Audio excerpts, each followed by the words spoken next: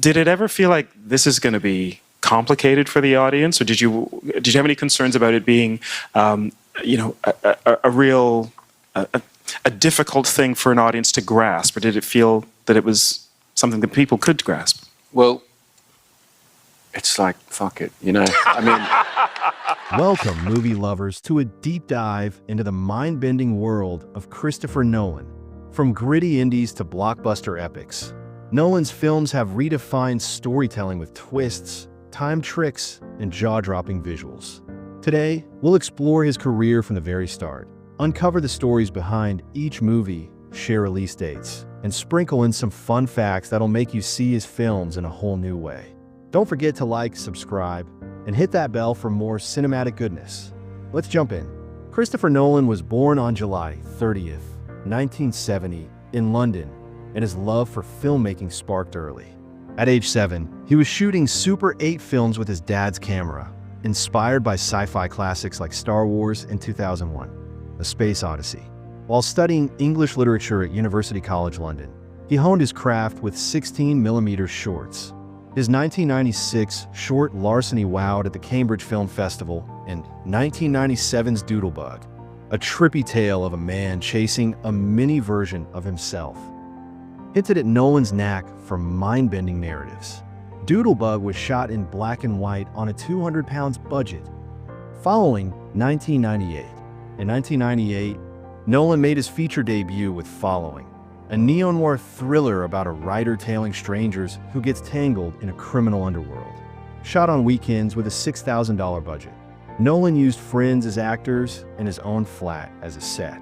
Released in the UK on November 5th, 1998, it earned critical praise at festivals like Sundance.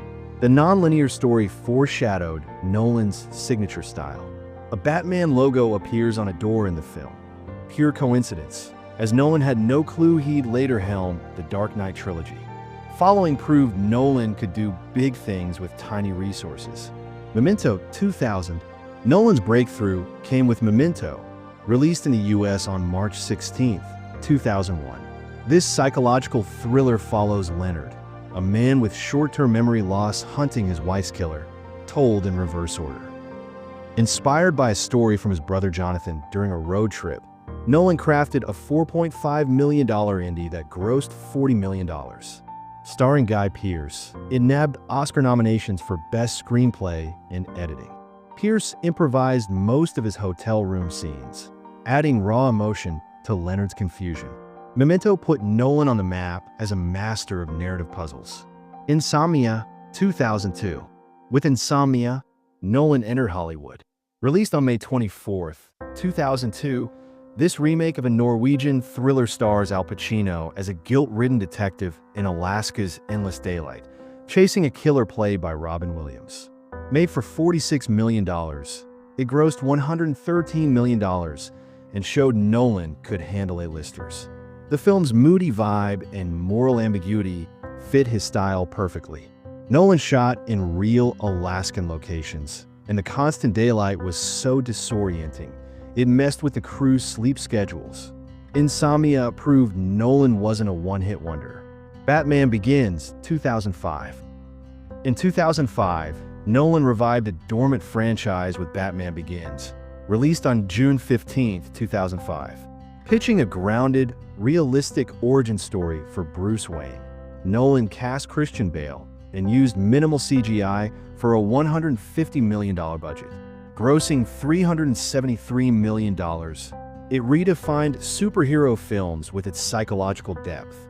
Co-written with David S. Goyer, it explored fear and justice. Bale's gravelly Batman voice came from his discomfort in the suit during auditions, which Nolan loved. Batman Begins launched the Dark Knight trilogy and cemented Nolan's blockbuster status. The Prestige 2006. Next up, The Prestige, a twisty tale of rival magicians, hit theaters on October 20th, 2006. Starring Hugh Jackman and Christian Bale, this $40 million film grossed $109 million and earned 2 Oscar nods. Adapted from a novel, it's packed with Nolan's themes of obsession and deception. The film's famous line, "Are you watching closely?" was Nolan's challenge to audiences to spot the twists. Real magicians were consultants to ensure authentic tricks. The Prestige is a fan favorite for its shocking finale. The Dark Knight, 2008. On July 18, 2008, The Dark Knight changed cinema forever.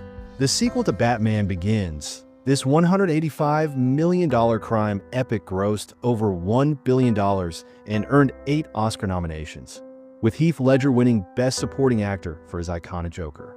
Nolan expanded Gotham into a sprawling city, blending noir and chaos. Ledger improvised the hospital explosion scene's hesitation, making it feel chillingly real. Shot with IMAX cameras, The Dark Knight raised the bar for superhero films and became a cultural phenomenon. Inception, 2010. Released on July 16, 2010, Inception is Nolan's sci-fi masterpiece about dream theft. Starring Leonardo DiCaprio, it cost $160 million, but grossed $836 million and won 4 Oscars. Nolan spent a decade refining the script, blending heist thrills with emotional depth. The spinning top ending was so ambiguous. Even the cast debated if it was a dream. Nolan used practical effects, like a rotating hallway, to ground the surreal visuals. Inception is peak Nolan, bending time and reality. The Dark Knight Rises, 2012. The trilogy concluded with The Dark Knight Rises, released on July 20th, 2012.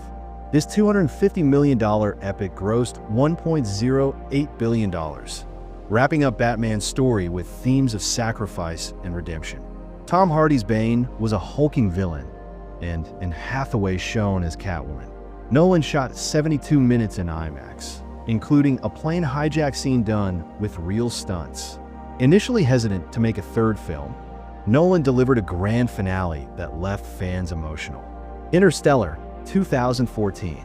On November 7, 2014, Interstellar took us to the stars. This $165 million sci-fi drama about humanity's search for a new home grossed $701 million and won an Oscar for visual effects. Starring Matthew McConaughey, it was co-written with Jonathan Nolan and consulted real physicists like Kip Thorne. Nolan planted 500 acres of corn for the film, harvested it, and made a profit. The film's ticking soundtrack counts days passing on Earth, adding gut-wrenching tension. Dunkirk, released on July 21st, 2017, is Nolan's lean war epic. Costing $100 million, it grossed $526 million and earned Nolan his first Best Director Oscar nod. Telling the 1940 evacuation of Allied troops through 3 timelines, it's a masterclass in tension. Nolan used real World War II ships and planes, and 20 actual Dunkirk rescue boats appeared on screen. With minimal dialogue, Dunkirk proves Nolan's visual storytelling prowess. Tenet, 2020. Released on September 3rd, 2020, Tenet is Nolan's time-inverting spy thriller.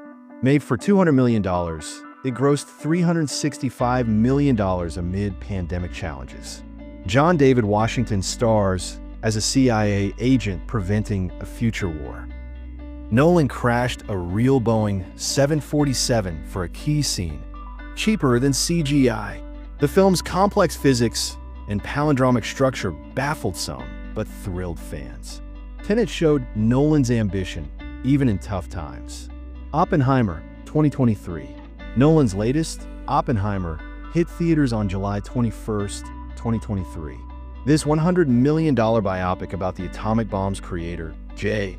Robert Oppenheimer, grossed $957 million and won 7 Oscars, including Best Picture and Best Director for Nolan. Cillian Murphy's haunting performance anchors it. The Trinity test explosion was recreated without CGI, using practical effects. Oppenheimer blends history, morality, and Nolan's love for IMAX spectacle. Upcoming, The Odyssey, 2026. Looking ahead, Nolan's next project, The Odyssey, is set for July 17th, 2026. Starring Matt Damon, it's an IMAX adaptation of Homer's epic poem. Details are scarce, but expect Nolan's signature ambition. Nolan's reportedly using new IMAX tech to bring ancient Greece to life. And that's Christopher Nolan's incredible journey so far. From a $6,000 debut to Oscar-winning epics, he's redefined what movies can do. Which Nolan film is your favorite? Drop in the comments and let's geek out.